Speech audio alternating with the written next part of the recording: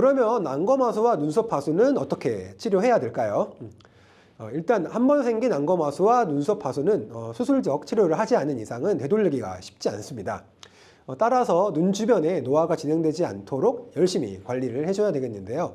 가장 중요한 거는 광노화가 진행되지 않도록 선크림을 꼭 바르고 외출을 하시고, 햇빛이 강할 때는 선글라스를 꼭 끼셔야 됩니다. 특히 선글라스는 노안을 예방하는 거에도 효과가 있기 때문에 반드시 하셔야 됩니다. 이 선글라스를 보통 이제 멋쟁이들, 이렇게 멋으로만 낀다고 생각하시는 분들도 많이 있는데, 햇빛 차단 효과가 굉장히 크며, 햇빛 차단으로 인해서 눈 건강과 눈 주변의 노화 방지에 탁월한 효과를 발휘합니다. 그래서 햇빛이 강할 때는 반드시 선글라스를 착용하셔야 되겠습니다. 다음은 바로 좀 의외의 부분일 텐데요. 바로 이제 시력 교정입니다.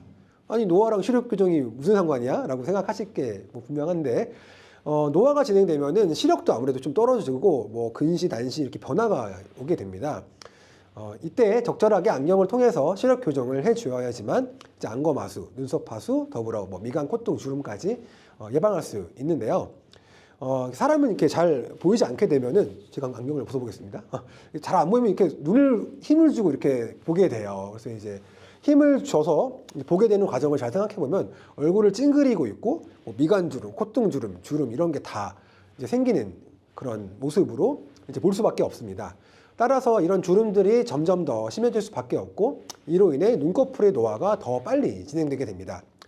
그래서 중간중간 이제 나이를 먹어가면서 시력의 변화가 생긴다면은 시력 변화를 방치하지 마시고 그때그때 적절한 안경 처방을 통해서 반드시 시력을 교정을 하셔야 되겠습니다.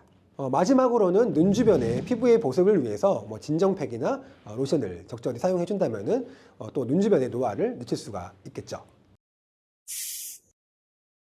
눈꺼풀 처짐으로 인해서 가장 먼저 떠오른 수술은 당연히 쌍꺼풀 수술일 겁니다. 기본적으로 쌍꺼풀이 없는 분들은 쌍꺼풀 수술을 통해 피부를 잘라내고 눈 뜨는 힘을 교정함으로써 안검하수를 해결할 수 있는데요. 하지만 쌍꺼풀 수술을 했음에도 눈이 더 작아 보이고 답답해 보이거나 좀 부자연스러운 모습을 보는 경우도 주변에서 종종 보셨을 겁니다. 이런 경우는 눈의 함몰 정도, 눈썹의 위치, 피부의 처짐 정도, 지방의 분포 정도 등 여러 가지 요소를 제대로 고려하지 못해서인데요. 요즘에는 이런 다양한 요소를 고려해서 자연스럽고 기능적으로도 편안한 눈매로 만들어질 수 있도록 여러 가지 수술 방법이 발달돼서 이제 시행 중에 있습니다.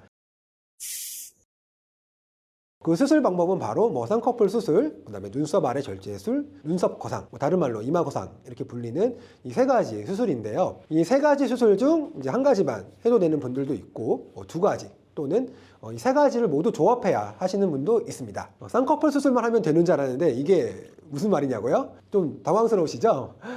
쌍꺼풀 수술이야 너무 잘 아시는 수술이라 제가 자세한 설명은 좀 넘어가고요. 왜 눈썹 아래 절제술과 눈썹 거상술이 필요한지에 대해서 한번 설명드리도록 하겠습니다. 쌍꺼풀 수술의 경우 눈의 이 가로폭 안에서 만들어지게 되며 상황에 따라 다르겠지만 대부분 이 초승달 모양의 절개를 통해서 피부를 잘라내고 라인을 만들게 됩니다. 하지만 앞에서 말씀드렸다시피 눈꺼풀의 노화는 눈 바깥쪽이 심하기 때문에 아무리 쌍꺼풀 라인을 바깥쪽으로 길게 빼서 절개를 하더라도 바깥쪽 눈처짐이 남을 수밖에는 없습니다. 그래서 바깥쪽 눈처짐이 심한 분들의 경우에는 쌍꺼풀 수술만 받게 되면은 쌍꺼풀은 생겼는데 바깥쪽 처짐이 남게 되어서 상대적으로 오히려 바깥쪽 눈꺼풀이 더 처져 보이는 이상한 현상이 나타나게 되는데요. 반면에 눈썹의 경우에는 안구의 폭보다 더 바깥쪽으로 나와 있죠. 따라서 눈썹 아래로 절개를 할 경우 좀 더 바깥쪽으로 길게 절개를 할 수 있게 되고 눈썹 아래 흉터를 가릴 수 있다는 큰 장점이 있습니다. 그리고 나중에 눈썹 문신을 하게 되면은 흉터가 더욱 티가 안 나게 되므로 바깥쪽 눈처짐을 해결하는 데는 아주 좋은 효과를 보이게 돼요. 최근에 그 연예인 장렬란 씨가 바로 눈썹 아래 절개를 통해서 한층 더 좀 젊어지고 또렷한 인상으로 변하셨는데요. 이렇게 기존에 쌍꺼풀이 있었는데 눈꺼풀이 덮이면서 작아지신 분들에게 정말 효과가 좋습니다.